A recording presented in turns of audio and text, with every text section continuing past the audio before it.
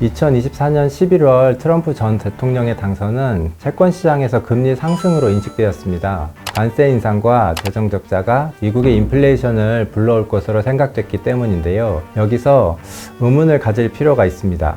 트럼프 정책이 한국 금리를 상승시키는 요인인가에 대해 말입니다.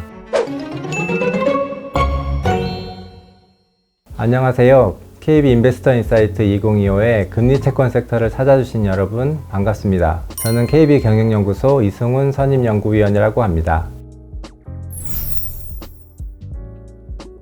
트럼프 정책은 금리에 대해 상승 그리고 하락하는 요인을 모두 지니며 이런 양면성이 불확실성의 근원이 될 것이라고 생각합니다. 관세 정책은 미국의 수입 물가를 높이거나 미국 내 생산 확대로 물가를 높이는 효과가 있지만 반대로 보면 글로벌 교역 축소와 투자 위축으로 경기가 둔화되고 물가를 낮출 수도 있습니다. 불법 이민자의 추방은 노동력을 줄여 임금을 상승시키지만 소비 기반을 약화시키는 요인이기도 합니다. 트럼프의 무역 정책이 미국 경제에는 양면성을 가지지만 한국 경제에 미치는 영향은 안 좋은 방향으로 흘러갈 것으로 보입니다. 글로벌 교역을 위축시켜 한국 경제 성장에 부정적으로 작용할 수 있으며 국제 유가를 하락시켜 물가와 금리를 낮출 가능성이 큽니다. 2025년 금리 방향성을 단정적으로 얘기하자면 상반기 대비 하반기에 낮아지는 상고하저 형태가 나타날 것으로 예상됩니다. 미국과 한국이 높은 기준금리를 정상화하는 차원에서 인하 기조를 지속할 가능성이 높기 때문인데요. 트럼프 당선 이후 금리 인하 경로의 불확실성이 커졌지만 트럼프 정책의 경제 영향이 단기간에 나타나기 어렵다는 점에서 6개월 정도의 기간에는 금리 인하 속도에 큰 변화는 없을 것으로 생각합니다. 그러나 2025년 하반기부터는 트럼프 정책 효과가 미국과 한국에게 어떤 영향을 미치는가에 따라 금리 인하가 지속될지 느려질지 달라질 수 있습니다. 트럼프 2기의 무역정책과 불법 이민자 추방에도 미국 경제가 양호한 상태를 유지한다면 금리 인하가 느려질 수 있고 경제 활력이 약화되고 에너지 정책으로 물가가 낮아지면 금리 인하가 빨라질 수도 있습니다.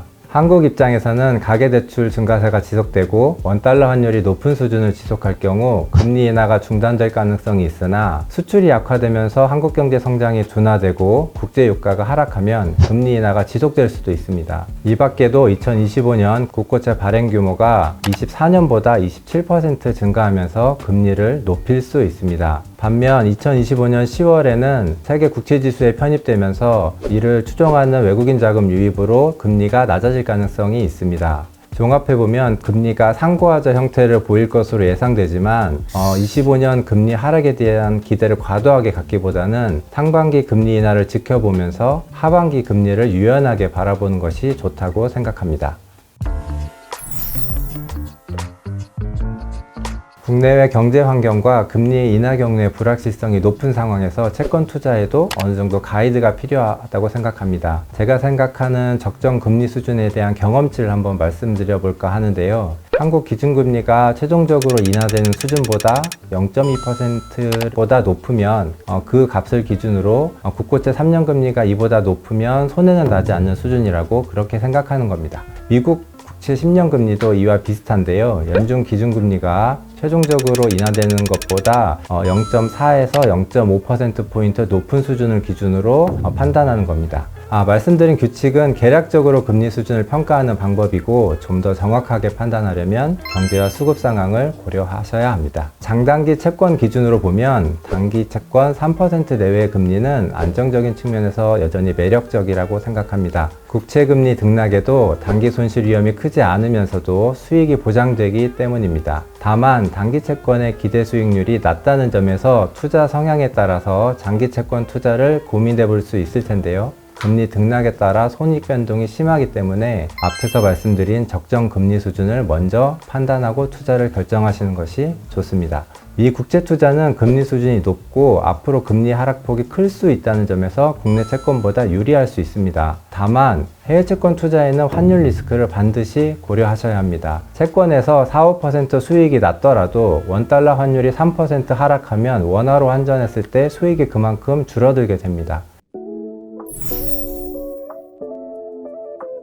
기준금리가 인하되면서 대출금리의 기준이 되는 은행의 자금 조달 금리도 낮아질 수 있습니다. 대출 실수요자에게는 좋은 소식일 것 같습니다. 그렇지만 대출금리는 시간이 지남에 따라 계속 바뀝니다. 은행의 자금조달금리는 채권시장에서 매일매일 결정되고, 은행은 신용등급별 위험을 측정해 가상금리를 확대하기도 낮추기도 합니다. 기준금리가 내려가도 가계대출 연체율이 상승하면 가상금리가 올라서 체감하는 만큼 대출금리 하락폭이 크지 않을 수도 있습니다. 더구나 2025년 기준금리 인하가 채권금리의 상당 부분 선반영되었다는 점에서 기대하는 것보다 대출금리 하락폭이 크지 않을 수 있습니다. 2010년대와 같이 2%대 대출금리를 보기 어려운 환경입니다. 사실 대출금리보다는 대출 한도, 상환 능력, 부동산 시장의 동향 등을 더 신경 써야 하는 다소 복잡한 상황이 이어질 것으로 예상합니다. 이상으로 금리 채권 부분에 대한 저희의 생각을 말씀드렸습니다. 2025년 금융생활에 조금이나마 안내가 되기를 바랍니다. 투자의 경계를 넓혀라.